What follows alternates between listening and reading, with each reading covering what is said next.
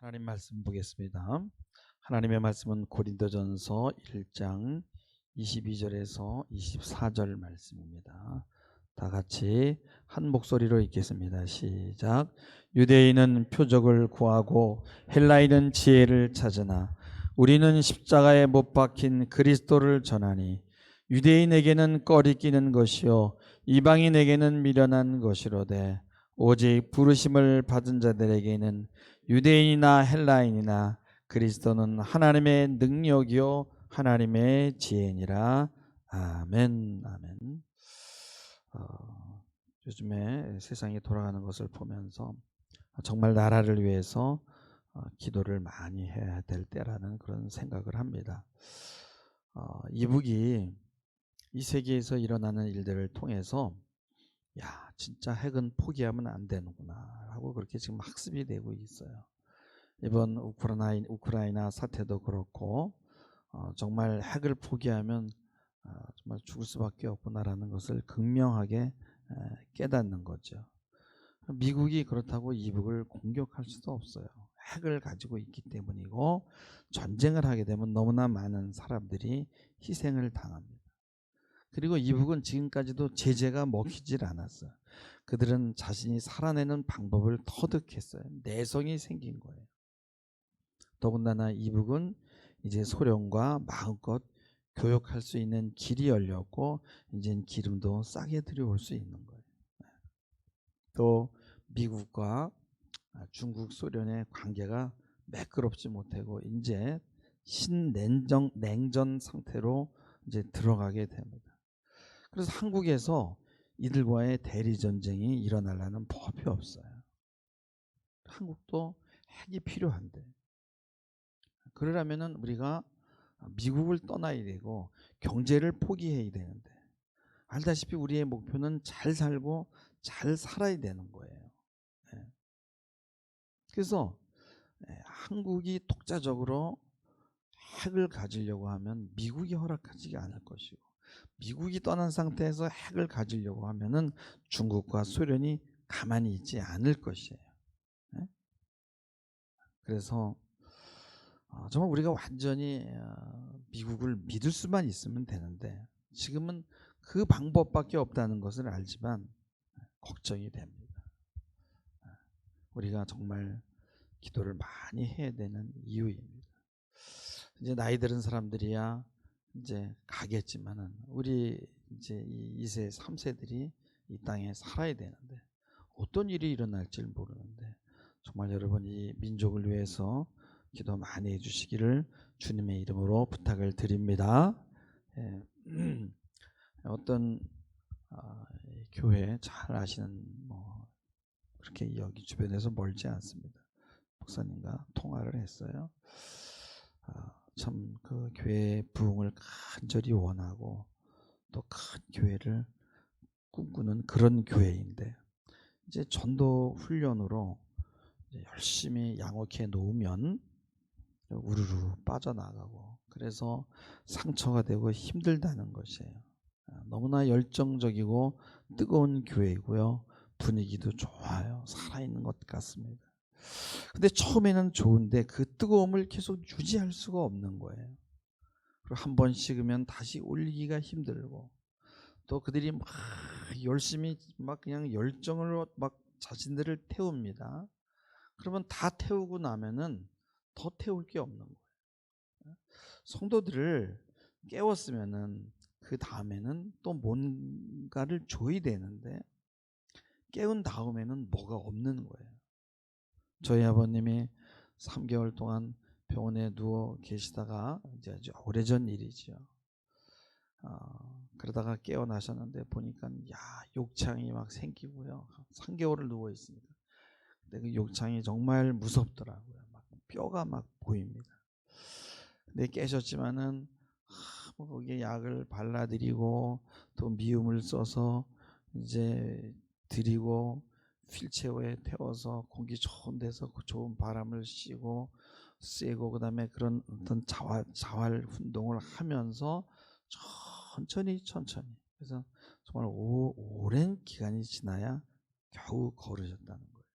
그래서 우리가 자다가 깨어났다고 해서 그 사람을 바로 일하라고 하면요, 몇 걸음 걷지 못해서 쓰러진다는 거예요.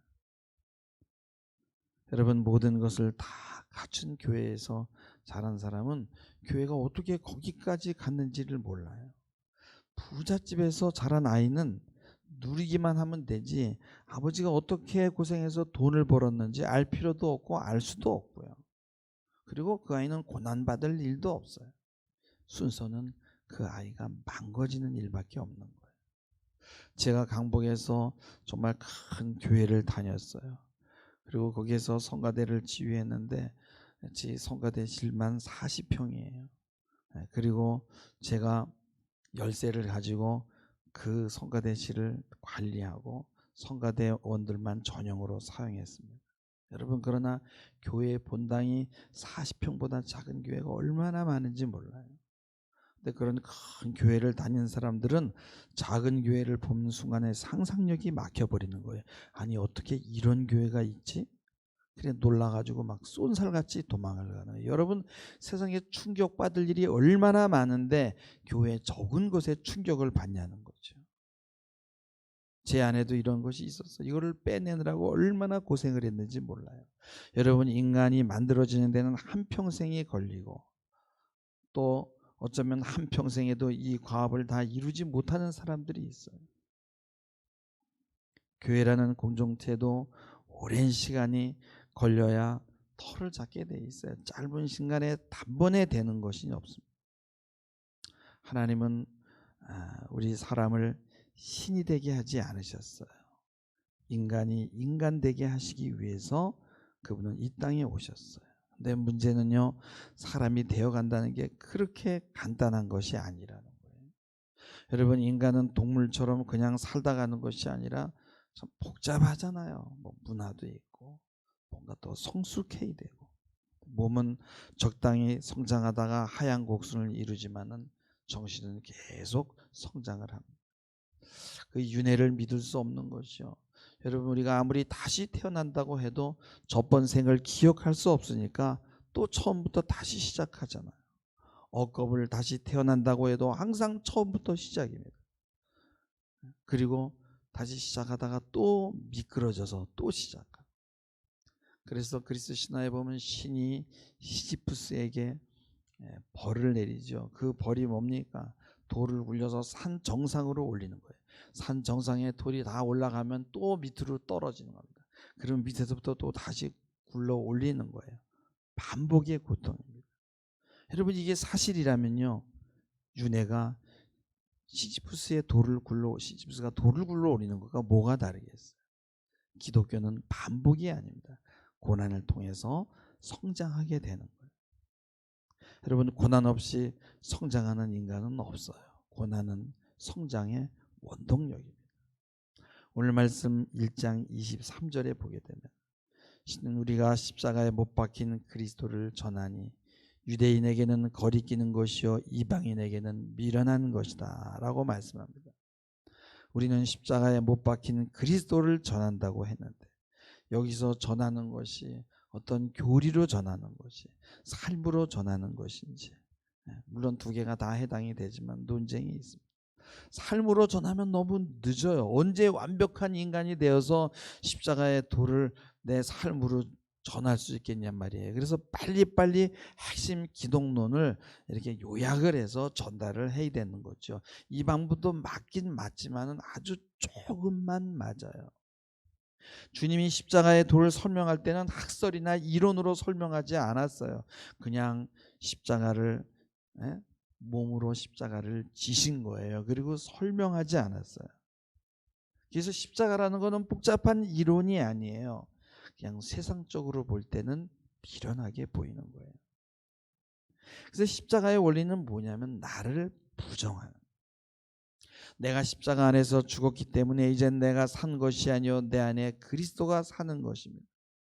이 도를 이루기 위해서 우리는 현실에서 늘 두 가지 일을 해야 되는데, 하나는 자아를 지원하고 만들고, 그 다음에는 또 자아를 부정하는 거예요.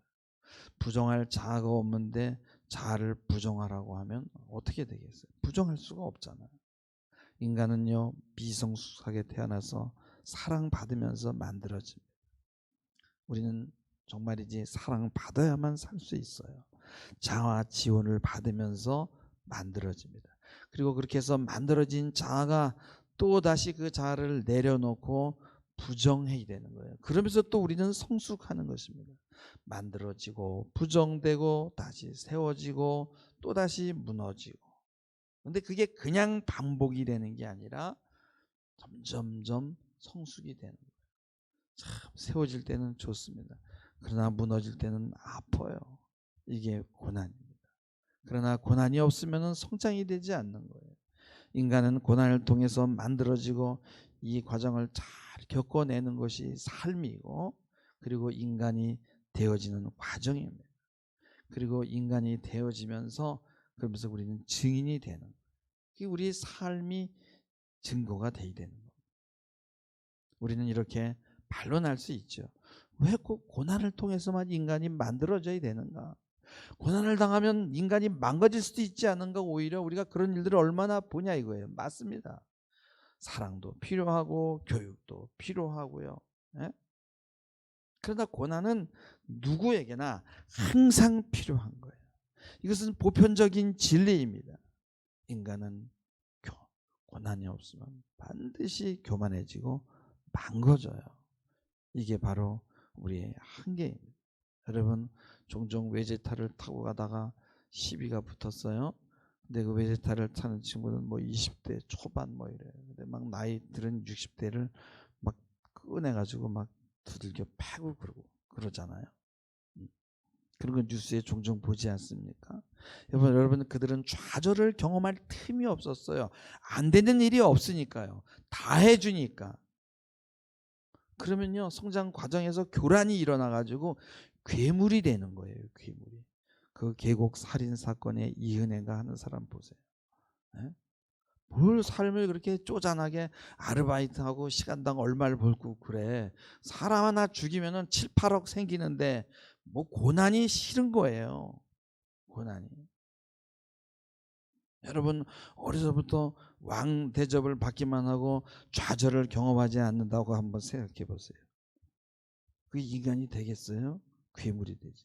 그게 인간이 된다는 것은 쉬운 일이 아니에요. 고난도 필요하고 시간도 필요하고 배움도 필요하고. 네. 이런 과정을 잘 겪어야만 사이코패스가 되지 않아요. 그렇지 않으면 사이코패스 됩니다. 여러분 인간은 처음 태어나면 지극히 희생적인 그런 정성과 사랑을 주어야 되잖아요.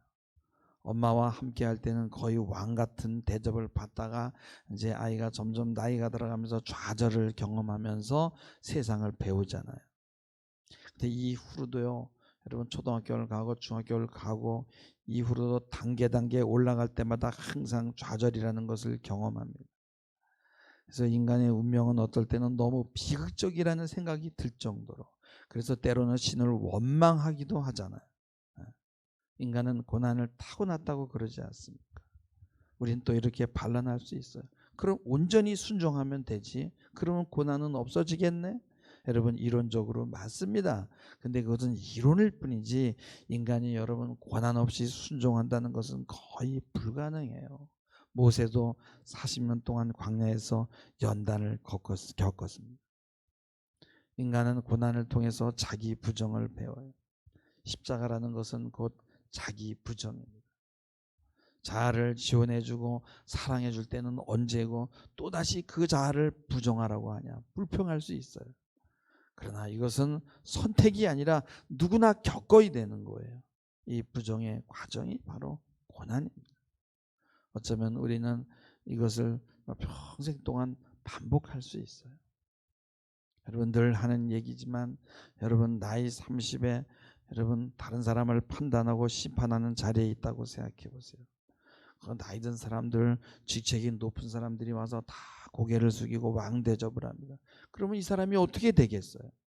그 사람이 나쁘고 좋고 하는 좋으냐의 문제가 아니라 환경이 그를 어떻게 만들겠냐는 거예요. 그래서 어떤 환경에서 자랐는가에 따라서 그 사람이 만들어지고 그 사람이 성품이 결정될 수 있는 거예요.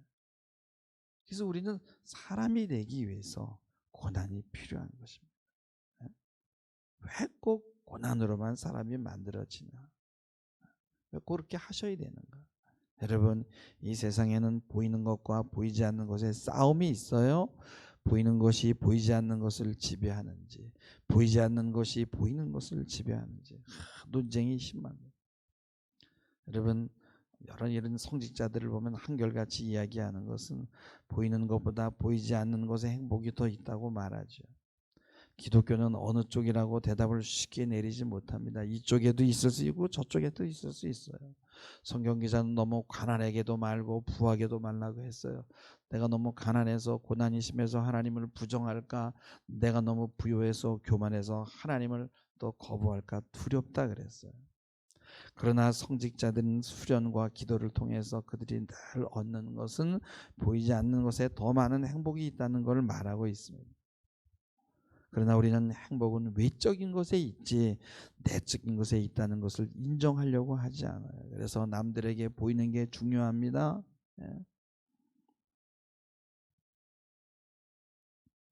십자가는 표적도 지혜도 아니에요. 그냥 미련하고 실패한 것이에요. 그렇게 보여요.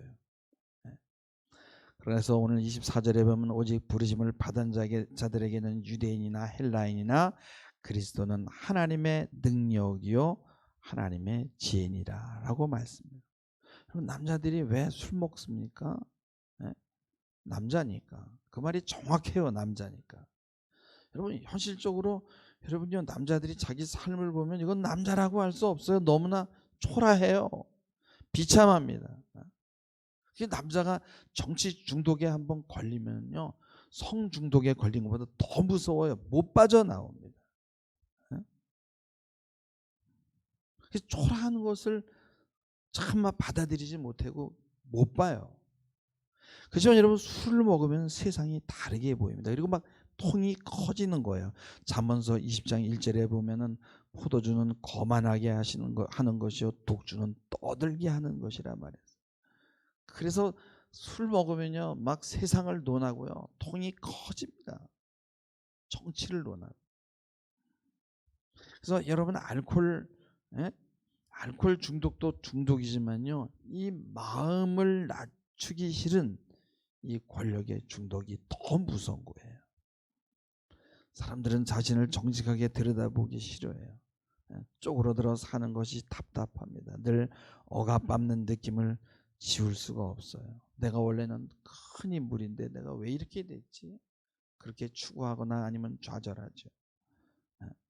그야말로 고난입니다. 그러나 거기에서 사람이 만들어지는 거예요. 그래서 고난을 어떻게 받아들이냐에 따라서 인간이 어떻게 만들어지느냐가 결정이 됩니다. 여러분, 감옥에 가서 사람이 잘 교정되어 나오지 않잖아요. 어떨 때는 더 망가져서 나와요. 교정을 받아들이지 않는 거예요. 행복은 역시 보이는 것에 있다라고 끊임없이 고집을 피웁니다. 그래서 보이는 것을 보이지 않는 것으로 대체한다는 게 이렇게 어려운 거예요. 보이지 않는 것을 보기 위해서 우리에게 필요한 것이 바로 고난이 아니겠습니까? 그래서 그 기독교 윤리학이라는 책들이 많이 있죠. 제목이. 거기를 보면 무엇이 선이고 악이고 그런 이야기가 아니라 내가 어떻게 세계를 해석하고 어떻게 살아야 되느냐에 관한 이야기를 합니다. 눈에 보이는 것과 보이지 않는 것의 관계를 얘기하는 것이 기독교 윤리예요. 근데 우리는 끊임없이 한쪽으로 치우칩니다. 사람들은 대범해지고 싶어요. 그래서 뭘 잊어버려요? 섬세한 걸 잊어버려요. 지혜를 잊어버리는 거예요. 여러분, 섬세하면 쪼잔한 것으로 알아요. 그래서 큰 그릇이 되길 원합니다. 여러분, 어제 하루에 토요일 날이요. 어제 하루에 전국에서요 19군데에서 산불이 났어요. 그렇게 쓰레기 태우지 말고 불장난하지 말라 그 얘기하지만 말을 안 들어요. 왜 그런 줄 아세요? 대범해서 그래요. 괜찮아. 뭘 쪼잔하게. 대범하게 살아야지. 뭐 그리 불이 쉽게 나나? 그렇게 소심하게 살 필요가 있어? 그러나 여러분, 소심해요. 그래야 다른 사람들을 생각하고 환경을 생각하게 되는 거예요. 막 다른 사람들이 단란하게 살던 집들이 다 버리잖아요. 영웅이 되고 초월하고 싶고 크게 되고 싶어. 사람은 거기서 망가지는 거예요. 여러분, 인간은 실패를 통해서 배우고 낮아짐을 통해서 배우고 쪼그라짐을 통해서 배우고요. 그리고 인간이 되는 것입니다. 그리고 작은 성공이 얼마나 귀한 건지를 알게 되는 거예요. 그래서 십자가에 도라는 것은 누가 얼마나 미련스럽게 십자가를 붙들고 있느냐의 싸움이에요. 미련하게 보이지 않으려고 이벤트를 해야 되고 큰 행사를 동원하고 유명인이 와야 되고 좋은 프로그램을 동원하고 간증하고 막 자극적으로 갑니다. 그러면 점점 내성이 높아져서 나중엔 온갖 유명한 것이 다 동원돼도 성에 차지 않는 거예요. 작은 것에는 감동이 없어요. 여러분, 싹이 올라오고 꽃이 피고 새가 지저귀고 해가 뜨고 지는 일에 아무런 감동이 없게 되면 어떻게 돼요? 그게 바로 사이코패스가 되어가는 과정이에요. 여러분, 십자가는 말이 아니라 삶이에요. 십자가라는 것은 좋은 환경과 좋은 교육에서만 배울 수 있는 것이 아니에요. 신앙이란 남들이 살지 못하는 것을 살아내는 능력을 말합니다. 그리고 내 삶을 확장하는 거예요. 세상적인 방법으로는 십자가의 삶을 살 수 없어요. 유대인은 표적을 구하고 헬라인은 지혜를 찾는다 그랬어요. 22절에 유대인이 그거는 표적은 화려한 것, 잘 되는 것, 성공하는 거예요. 지금도 전 세계의 정치, 경제, 사회, 문화의 꼭대기에는 유대인들이 있습니다. 그리고 헬라인이 구하는 지혜는 세상의 능력과 똑똑함이에요. 거의 모든 학문의 기초는 그리스에서 나왔어요. 그들에게는 믿는 것보다 아는 것이 더 중요합니다. 그들은 먼저 이해가 되어야 믿어요. 물론 우리에게도 이것이 필요하죠. 그러나 그들이 호기심을 채운다고 해서 절대 믿음을 받아들이지 않습니다. 믿음의 세계는 세상 지식과 아는 것으로 되는 것이 아니에요. 왜요? 미련해야 되니까. 십자가는 미련한 거예요. 그래서 미련하게 시작해서 또 미련하게 끝나는 거예요. 다른 사람이 보아도 답답하고 미련해요.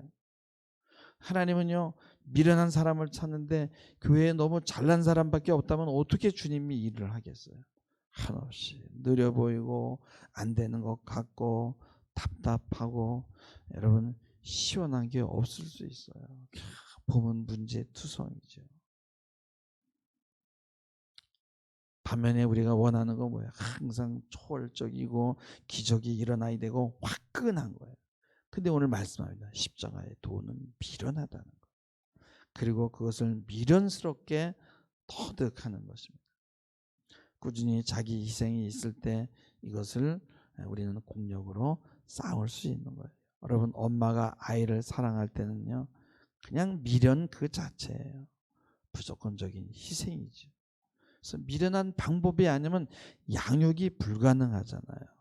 그것이 바로 하나님의 방법입니다. 어머니가 쌓은 공로는 화려하지 않지만 깊은 여운을 남깁니다. 십자가는 미련으로 시작해서 계속 미련으로 가는 거예요. 근데 미련으로 시작해서 똑똑함으로 발전하는 것이 아니에요. 십자가를 안 미련하다고 그렇게 증거하려고 할 필요 없어요.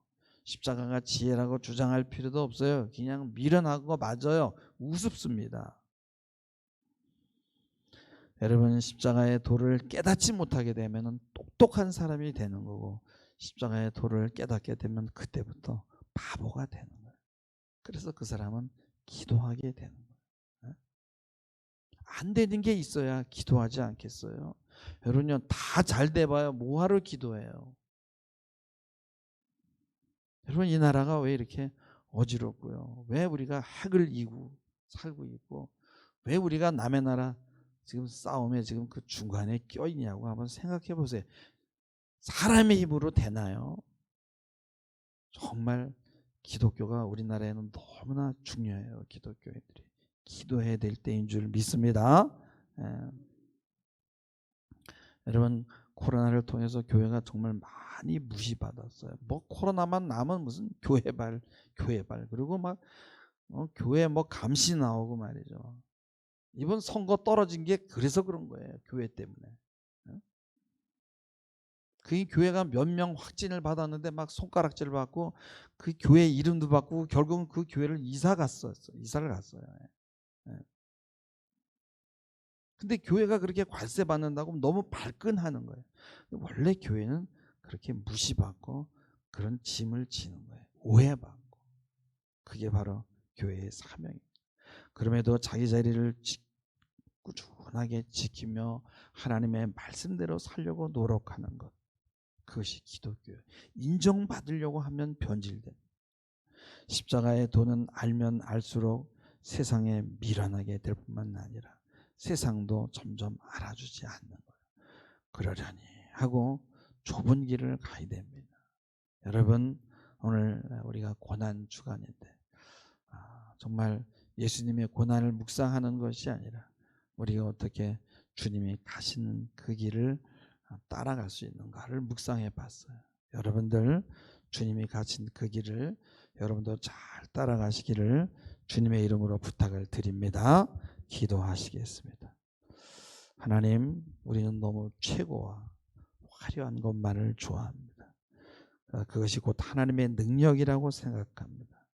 작은 곳에, 아주 사소한 곳에, 약한 것에 주님의 관심이 있음을 알게 하옵소서. 나를 통해서 주님의 뜻이 드러난다면 천하고 미련하게 보일지라도 그 길에 발을 놓을 수 있는 자가 되게 하옵시고 이것이 바로 십자가의 도임을 깨닫게 하옵소서. 감사하며 예수님의 이름으로 기도하옵나이다. 아멘.